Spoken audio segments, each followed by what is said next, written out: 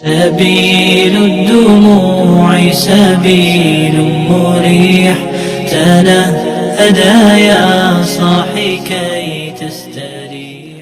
السلام علیکم ورحمۃ اللہ وبرکاتہ.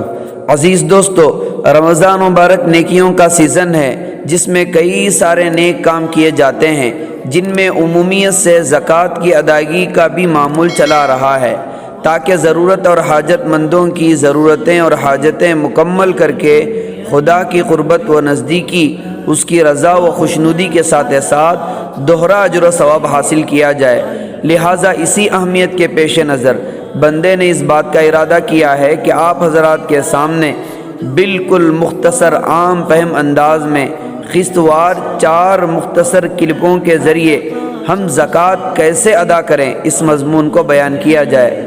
آپ احباب ان 4 قسطوں کو بغور سماعت فرمائیں، انشاءاللہ زکوٰۃ کی ادائیگی میں آسانی ہوگی. تو چلیے سنتے چلیں. سب سے پہلے ہم زکوٰۃ کے معنی اور اس کے حکم کو سمجھ لیتے ہیں. زکوٰۃ کے معنی پاکیزگی، بڑھوتری اور برکت کے آتے ہیں. اللہ جل شانہ نے ارشاد فرمایا، ان کے مال سے زکوٰۃ لو تاکہ وہ ان لوگوں کو پاک کرے اور برکت دے اور دعا دے. شریعت میں زکوٰۃ اس خاص مال کو کہتے ہیں جس کو اللہ تعالیٰ کے حکم کے مطابق فقیروں، محتاجوں وغیرہ کو دے کر انہیں مالک بنا دیا جائے. زکوٰۃ دینا شریعت اسلامیہ میں فرض ہے. قرآن کریم کی آیات اور حضور اکرم صلی اللہ علیہ وسلم کے ارشادات سے اس کی فرضیت ثابت ہے. قرآن و حدیث کی روشنی میں امت مسلمہ کا اجماع ہے کہ جو شخص زکوٰۃ کے فرض ہونے کا انکار کرے وہ کافر ہے اور زکوٰۃ کی ادائیگی نہ کرنے والا گناہ کبیرہ کا مرتکب ہے. اگر اللہ جل جلالہ نے اسے معاف نہیں فرمایا تو آخرت میں سزائیں دی جائیں گی.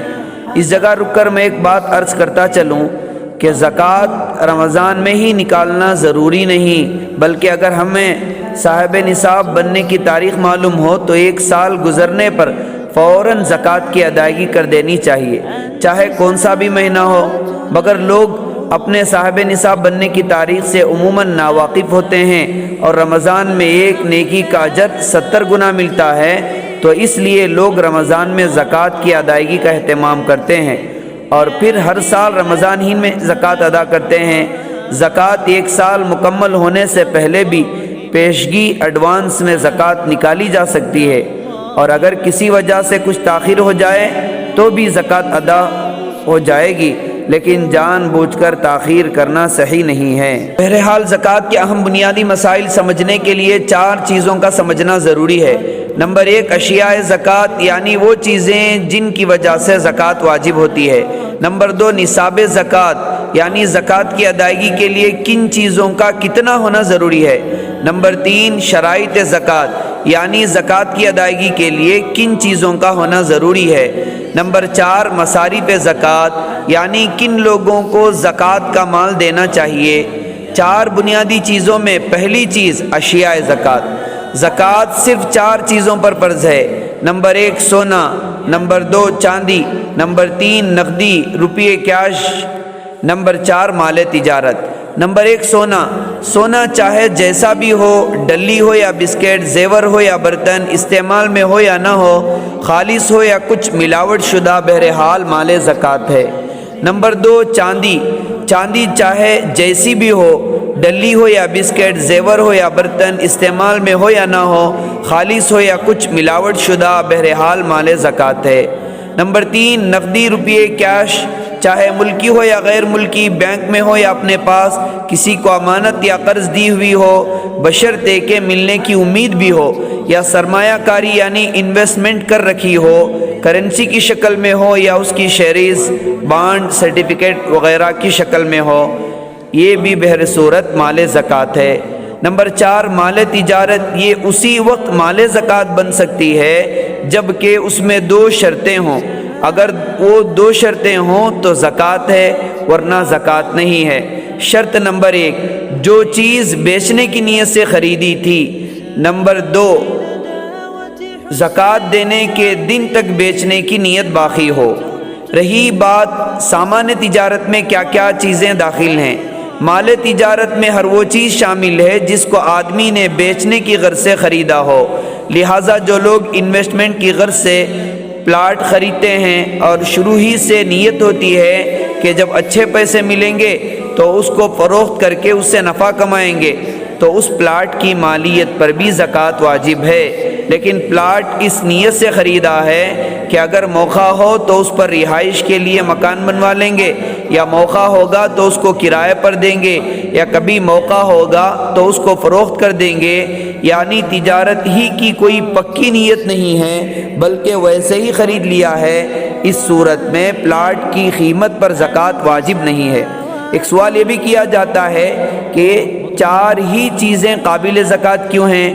اس کا جواب یہ ہے کہ یہ دنیا کی وہ 4 چیزیں ہیں جن میں بڑھوتری کی قدرتی اور فطری صلاحیت ہے، چاہے کوئی ان سے فائدہ اٹھائے یا نہ اٹھائے۔ تبادلہ کرنے یعنی آپسی لین دین، خرید و فروخت کرنے سے چیز بڑھتی ہے۔ پہلی 3 سونا چاندی نقدی، اور چوتھی سامان تجارت۔ چونکہ شریعت بنیادی اصول کو سامنے رکھتی ہے، چاہے کوئی عملاً بڑھوتری کے عمل میں استعمال کرے یا ویسے ہی گھر میں رکھے، لہٰذا ان 4 چیزوں میں زکوٰۃ فرض ہے۔ ہاں، جن کی تخلیق پیدا کرنے کا بنیادی مقصد بڑھوتری نہیں، چاہے جتنی بھی قیمتی ہوں، شریعت نے زکوٰۃ معاف کر دی ہے۔ البتہ ان کے بیچنے کی نیت کرتے ہی چوتھی چیز سامان تجارت، جس میں بڑھوتری کی صلاحیت قدرتی طور پر ہے، اس میں شامل ہو کر زکوٰۃ فرض ہو جائے گی۔ جن چیزوں میں زکوٰۃ فرض نہیں وہ منقولہ بھی ہو سکتی ہیں اور غیر منقولہ بھی۔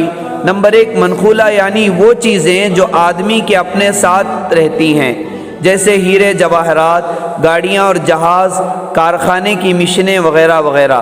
نمبر 2، غیر منقولہ یعنی وہ چیزیں جو آدمی کے اپنے ساتھ نہیں رہتی ہیں، جیسے زمین جیسی بھی ہو، چاہے زرعی ہو یا رہائشی، عمارت چاہے مکان ہو یا فلاٹ، دکان، کارخانہ وغیرہ وغیرہ۔ لہٰذا ان میں سے کرائے پر دی جانے والی چیزوں کی آمدنی یعنی نقدی پر زکوٰۃ ہوگی، مالیت پر نہیں۔